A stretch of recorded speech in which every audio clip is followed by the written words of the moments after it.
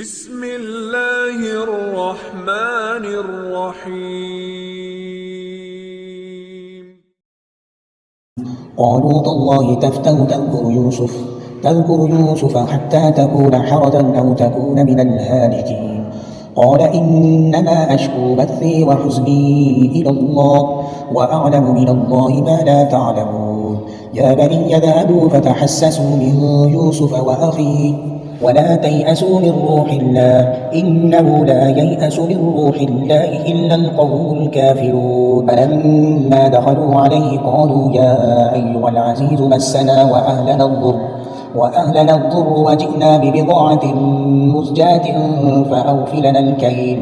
فأوف لنا الكيل وتصدق علينا إن الله يجزي المتصدقين. قال هل علمتم ما فعلتم بيوسف وأخيه إذا أنتم جاهلون.